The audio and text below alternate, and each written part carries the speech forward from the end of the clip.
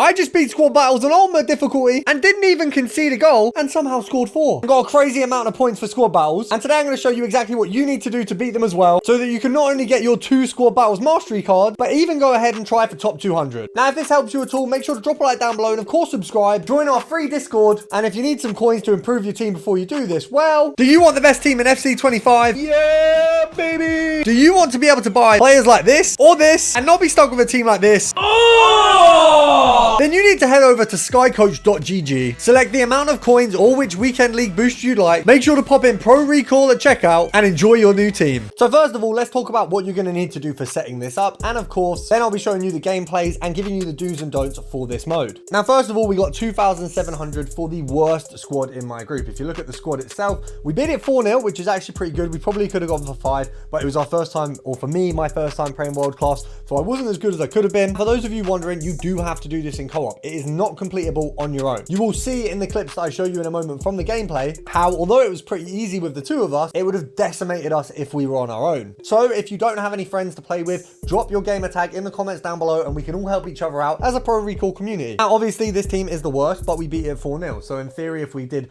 ultimate on all of these, I can imagine by this squad, I'm probably going for a 1-0, and it definitely isn't going to be my best win. I mean, actually, maybe we could get 2 out of that because it's not an amazing squad. And definitely in this one here, I think we could comfortably get 3 goals as well. With the return being about 2.7, obviously it is based on the skill level of the team. So from all of these, we could walk away with 12,000 points potentially. Now, on screen, I've got the checklist for you to get the max points out of these games. That's going to be important for you. You've got your shots on target, your passes, your lack of conceding, your amount of goals. There's a lot of things you need to do to get max points. Here, I didn't. You can get just over 3,000 if you tick all of these boxes, which of course, if you want to get rank 1 to 200 is exactly what you need. Now, the first and most important thing is you both want to have a good connection. And if there is 2 of you, you want to use the better team. Me, I had the better team between me and my brother. I'm the YouTuber. It does make sense. So we went ahead and used my team. We even popped in the Desai loan from the Icon SBC. Remember, guys, there are a load of free loans that you can get, or very cheap loans that you can get from the Icons, which may help you do this if you're going to struggle or you have a really bad team. Now, one thing you've got to remember throughout the gameplay,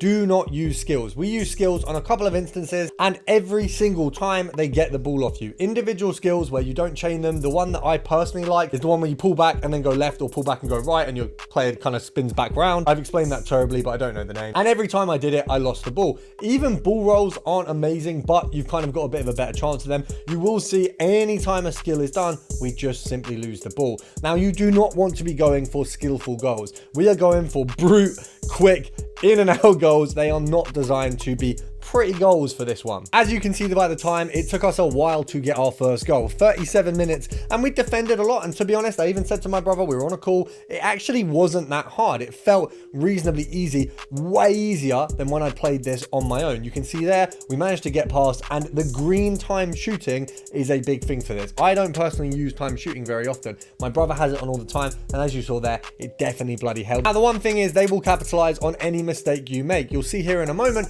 I made a little mistake, and I think so did my brother. We pulled the defenders out a bit, and straight away they are in there very, very quickly. And as you can see here, almost got a goal. I think my brother basically just, his controller wasn't working there, but it was very close. And the reason I say that is because he's actually the better one of us too. Here is an easy example of how bad it is to skill on your own. As you can see, my brother is blue. He got the ball, tried to be a bit playful with it, tried to do a bit of skills, and straight away they take the ball. Now, I know that looks like he just did the skills badly, but he didn't. It was just a case of anytime you do a skill, the ball is gone. There's not even any worth doing it, because actually the whole AI and the reason that you're going to play better against it as a duo is because they simply do not play as well against the 2 people. So the AI is designed to stop one person attacking and defending, but all you do is, first of all, you track the defenders. So for example, what we did was I didn't touch the defense at all, neither did my brother. We would defend with midfielders, we'd bring them back out of position, and as you can see, we score some pretty jammy goals. But that's the point. You want to make this very jammy. You don't really want to be doing skills. You don't want to be making fancy gameplay. It is about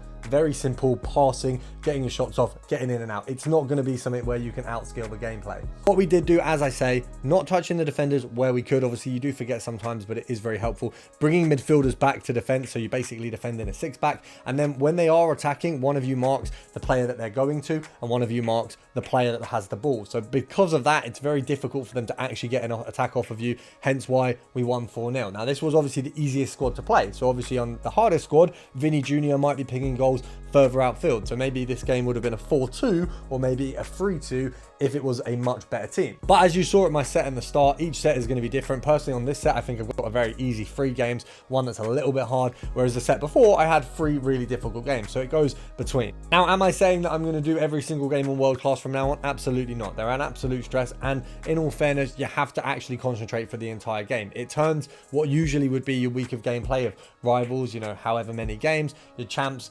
13, 14, potentially 15 games, adds another 14 whole games to your total, which is a lot. It's basically a second foot champs, and if you're not getting top 200 on a regular week, it is going to be a lot of stress for you for not that much reward. However, at the moment, when you've got your mastery tokens, it makes an absolute sense. Now, if this video helped you at all, make sure to drop a like down below. It's greatly appreciated. Of course, make sure to subscribe. The community is growing, and we are absolutely cooking on our way to 25k. We've got a lot of giveaways coming when we do hit that. And of course, make sure to join the Discord. We have a free and premium to help you make a ton of coins. I'll see you tomorrow.